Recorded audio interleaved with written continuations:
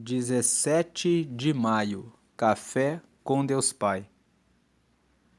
A cruz nos tornou filhos. Por volta das 3 horas da tarde, Jesus bradou em alta voz: Eloi, Eloi, lama sabachthani, que significa: meu Deus, por que me abandonaste? Mateus capítulo 27, versículo 46. Ao permanecer na cruz por cerca de 6 horas, Jesus enfrentou uma agonia física insuportável. Você consegue imaginar esse sofrimento? Podemos afirmar que a maior angústia de Jesus não foram as chicotadas, os espinhos ou os pregos, por mais intoleráveis que tenham sido.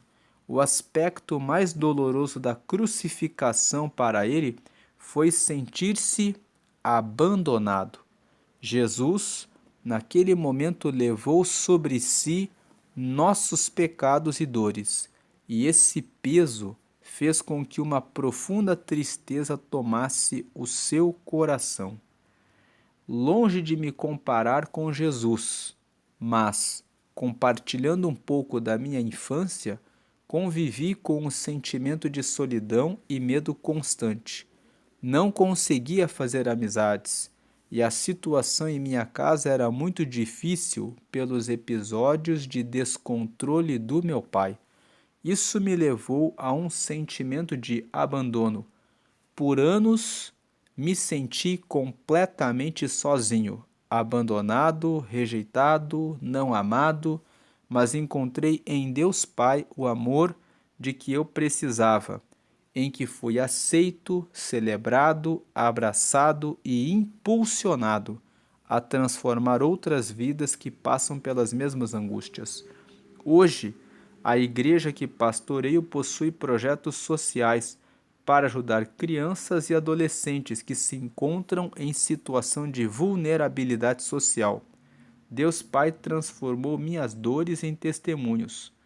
Talvez você tenha vivido uma infância marcada pela dor do abandono ou da solidão, mesmo com pais presentes, mas emocionalmente ausentes. Neste dia, encorajo você a liberar perdão e vivenciar uma paternidade em Deus, que talvez nunca tenha experimentado, pois Jesus pagou um alto preço na cruz, levando as nossas dores para que eu e você pudéssemos ser aceitos como filhos. Você não é a sua circunstância, você é um filho amado de Deus Pai. A frase de destaque de hoje é: ninguém jamais conseguirá amar você na mesma medida que Deus o ama. Repetindo, ninguém jamais conseguirá amar você na mesma medida que Deus o ama. Podemos dizer que ninguém jamais conseguirá amar você na mesma medida, na mesma profundidade, na mesma intensidade, com a mesma força, com a mesma alegria, com a mesma graça com que Deus ama você. Aqui nós estamos no dia 137.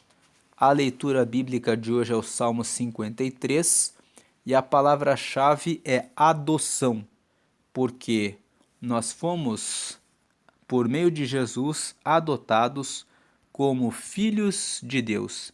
Lendo mais uma vez aqui a frase de destaque, que a mensagem de hoje é que a cruz nos tornou filhos.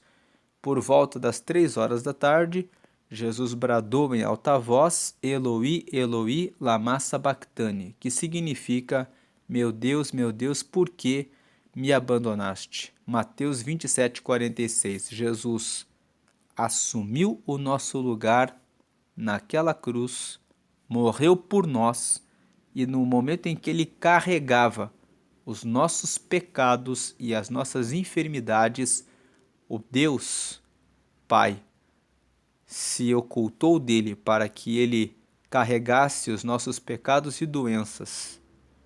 E depois Deus o ressuscitou para mostrar que, por meio da ressurreição dele, por meio da vida de Jesus, eu e você possamos hoje ter vida e possamos ser chamados filhos de Deus. Aqui em Romanos 8, nós encontramos alguns versículos importantes sobre essa questão de sermos filhos de Deus. O primeiro versículo importante é esse versículo 14, que fala aqui, vamos ler o 13, aliás, o 13. Porque se viverdes segundo a carne, morrereis, mas se pelo Espírito mortificardes as obras do corpo, vivereis. Versículo 14, porque todos os que são guiados pelo Espírito de Deus, esses são filhos de Deus. Então a pergunta a partir desses versículos 13 e 14 é: você tem mortificado as obras do corpo para viver para o Espírito? Você tem orado para receber a direção do Espírito de Deus? Porque o versículo 14 fala que todos os que são guiados pelo Espírito de Deus, esses são filhos de Deus. Portanto, são as nossas atitudes que revelam se nós somos ou não somos filhos de Deus. Se verdadeiramente somos filhos de Deus, nós vamos praticar e vamos viver a palavra de Deus. Pessoas que frequentam a igreja, que conhecem os mandamentos, que dizem que são de Deus, mas que não obedecem a Deus, na verdade não são de Deus, porque aqueles que realmente são dele são aqueles que permanecem nele, e nós permanecemos nele se cumprimos a vontade dele.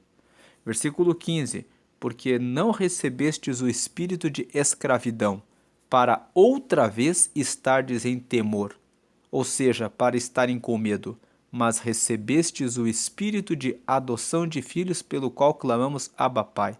Aqui no versículo 15, nós lemos que ninguém foi chamado para viver com o espírito de escravidão, como escravo do pecado, como escravo da bebida, das drogas, da prostituição, da pornografia, do adultério, da corrupção, da mentira. Ninguém foi chamado para isso. Ninguém foi chamado para ficar como um escravo das coisas erradas. O versículo 15, vocês não receberam o espírito de escravidão para outra vez estardes em temor, ou seja, para outra vez ficarem com medo de Deus, mas recebestes o espírito de adoção de filhos. Em outras palavras, vocês receberam um espírito por meio de Jesus Cristo que considera que vocês foram adotados como filhos, e por meio desse espírito nós clamamos Abba Pai. Abba é uma forma de chamar o Pai de forma carinhosa. É como se o versículo dissesse que você recebeu o espírito de adoção de filhos e por meio desse espírito você pode chamar a Deus de paizinho. Você pode chamar a Deus de papaizinho. Você pode entrar na presença de Deus e falar com ele de maneira íntima. Tudo por causa da cruz que Jesus carregou.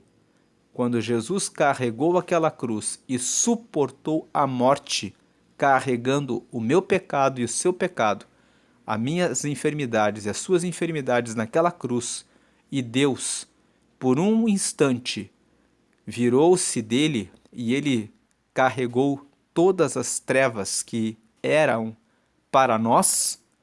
Naquele momento em que ele se sentiu abandonado e entregou o seu espírito, entregando a sua vida, naquele momento ele pagou o preço que era meu e que era seu. E quando ele pagou e quitou a dívida que nos separava de Deus, por meio daquela cruz, ele nos tornou filhos. E essa prerrogativa de sermos filhos vem em razão da vitória de Cristo na cruz. E o versículo 16 nos diz que o mesmo Espírito, ou seja, o mesmo Espírito de Deus, testifica, ou seja, confirma com o nosso espírito que somos filhos de Deus. E o versículo 17, e se nós somos filhos, somos logo herdeiros também. Agora, você é filho de Deus, agora você é um herdeiro de Deus, e como herdeiro, você tem o direito de receber as bênçãos que o Pai deixou para nós. Que bênçãos são essas? O Espírito Santo, que nos ensina como nos portarmos e como caminharmos aqui na terra. Então, e se nós somos filhos, lendo 17, somos logo herdeiros também, herdeiros de Deus e co-herdeiros de Cristo. Co-herdeiros significa herdeiros ao lado de Cristo. Se é certo que com ele padecemos, para que também com ele sejamos glorificados. Em outras palavras, se você quer estar realmente com Jesus, se você realmente faz parte dessa família e tem a Deus como Pai e a Cristo como irmão mais velho, você é um co-herdeiro, você é herdeiro das coisas do céu da mesma forma como Cristo. Se é que nós padecemos com ele, em outras palavras, se é que nós aceitamos os sofrimentos decorrentes do Evangelho, para que também com ele sejamos glorificados. No versículo 18, Paulo vai dizer que, porque para mim tenho por certo que as aflições deste tempo presente não são para comparar com a glória que em nós há de ser revelada. Veja que Paulo diz no versículo 18 que as aflições dessa terra, na visão dele, não se comparam com a glória preparada para o crente, preparada para aquele que segue a Deus. E nesse mesmo capítulo 8, Paulo termina dizendo que, no versículo 32, no 31, que diremos, pois, a estas coisas? Se Deus é por nós, quem será contra nós? 32. Aquele que nem mesmo a seu próprio filho poupou, antes o entregou por todos nós, como nos não dará também com ele todas as coisas?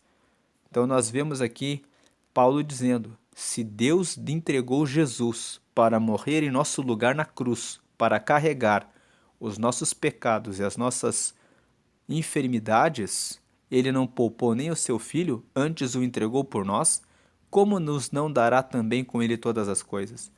Versículo 33, quem intentará acusação contra os escolhidos de Deus?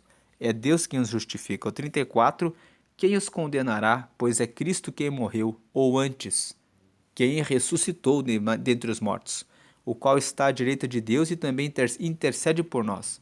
Veja que no 34, Paulo esclarece, Jesus está à direita de Deus e ele recebe as nossas orações e intercede junto ao Pai, à direita dele, em nosso favor.